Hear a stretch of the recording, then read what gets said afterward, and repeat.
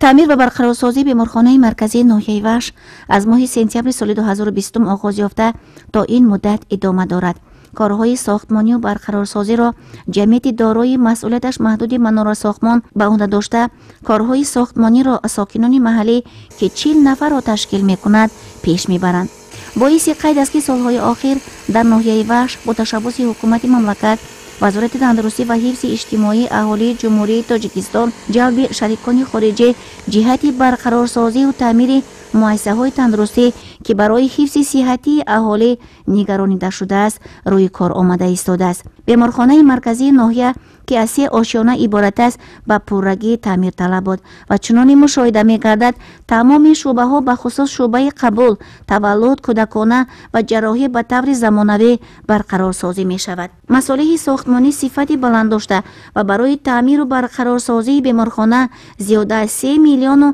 160 هزار یورو در نظر داشته شده است. عین زمان در آشیانه سیوم بیمارخانه که برای بستری کنانی مادران و طفلکان میباشد 80% کارهای ساختمانی به اتمام رسیده و در نظر است که تا آخر سال مورد استفاده قرار داده می شود. برای انجام دادن عملیات‌های فوری و نقشه‌ای 2 اتاق علاهیده عملیاتخانه به راه مانده شده است که بعد به فعالیت آغاز نمودن مؤسسه متخصصان ساحه طب می توانند از امکانات‌های جای داشته وسیع استفاده نموده عملیات‌های گوناگون جراحی را به ساکنان ناحیه انجام دهند. دیرکتور جمعیت دارای مسئولیتش محدود مناره ساختمان یار محمد مقصودов ضمن صحبت ابراز داشتند که برای مشکلات کارمندان طب و بیماران مراجعت کنندگان را آسان نمودن از 1 تا آشیانه سیوم مؤسسه طبابتی با لیفت تامین گردیده و برای عملیات‌های گوناگون جراحی که بیماران در حالت وزنین قرار دارند در اتاق‌های بستری کنانی شعبه احیاگری جراحی